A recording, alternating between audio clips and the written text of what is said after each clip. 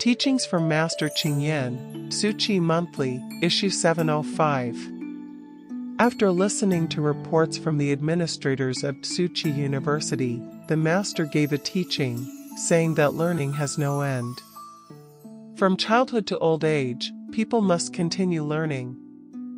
The long-term care program can also provide opportunities for healthy seniors to participate. In remote areas, elderly people who wish to go out often face transportation difficulties, and without children or grandchildren nearby to care for them, they need someone to visit regularly. Meeting their needs requires support, and if local long-term care workers can be trained, they can enter the homes of seniors in time to care for and comfort them. The Master said that in today's society, there are many elderly living alone or elderly couples depending only on each other. To truly achieve providing for the aged, so that the elderly have support, it requires not only the government and civic groups putting in effort, but also strengthening education on filial piety, so that the younger generation develops a heart of gratitude and reciprocity. The grace of parents is profound and hard to repay. Repaying their kindness is a person's basic duty. We must educate young people not to chase only after external gains while forgetting the land they stand on, and the people who raised them and nurtured their growth and education. No matter how high one's academic degree, one's quality of character must not be neglected. What children learn should be practical and beneficial to society. That is the focus of our education. At the Education Strategy meeting, the Master further pointed out that in addition to cultivating more long-term care professionals, society must also preserve family bonds and promote filial piety, so that the elderly can truly be cared for. Today's prosperous and advanced society was built through the hard work of the older generation when they were in their prime years, so young people must care for them with gratitude and respect. Education today is indeed very worrisome. Precisely because of this worry, we must remain steadfast in our direction and maintain the quality of our education, so that humanity can have bright hope, and not let that light of hope grow dim.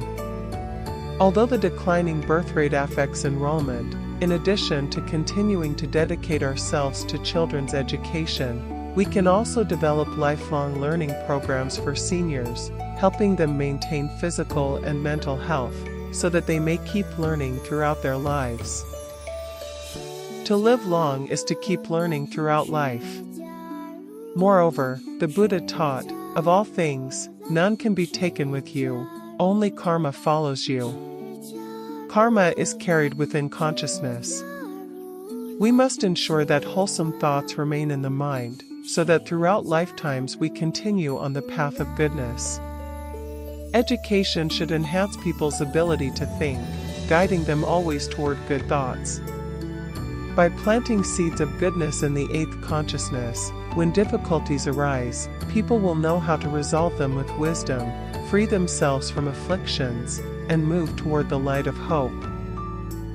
The Master emphasized that education is a project of hope. To promise humanity a future of hope, we must elevate the inner state of people's minds and raise the quality of human character.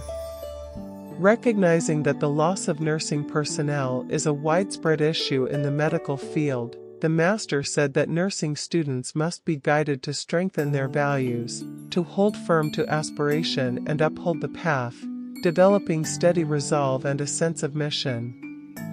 After graduation, they must apply what they have learned, whether in hospitals or in long-term care facilities, to truly care for patients and seniors with the skills they have acquired. Old age and illness are natural laws of life, and medical care is much needed.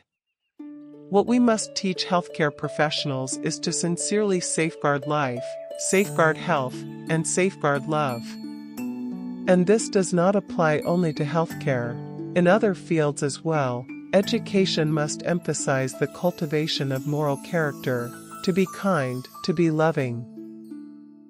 Although it is common in the world for people to seek benefit only for themselves, even harming others for their own gain. This is the decline of human nature. Education is urgently needed to restore life's value, guiding students to cultivate love and goodness. The Master hopes that the Tzu Chi educational spirit and humanistic values can be spread throughout the world, so that all beings may receive an education in love. This will take a very long time. What matters most is that the present educational mission must be carried out solidly from the very start, and combined with the strength of the 4 great missions, so that it can be expanded worldwide and continued into the future. If this generation does not fulfill and inspire this mission, then in the future, strength will scatter and it will be hard to sustain. Success depends on human effort, and must be passed from one generation to the next.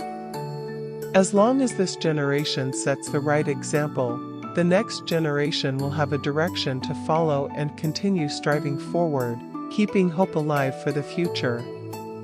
Although our strength is small, we have still made achievements over the decades. In the darkness, we have seen a glimmer of light.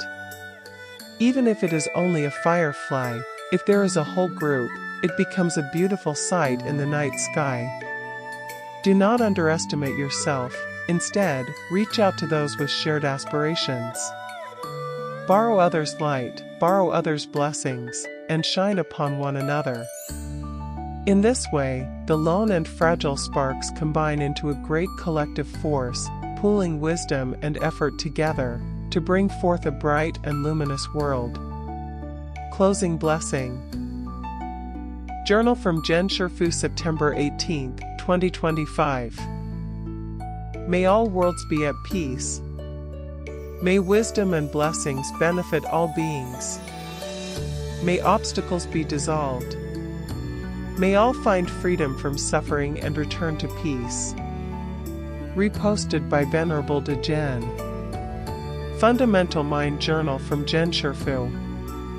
Translated by Ching Hawking. Malaysia.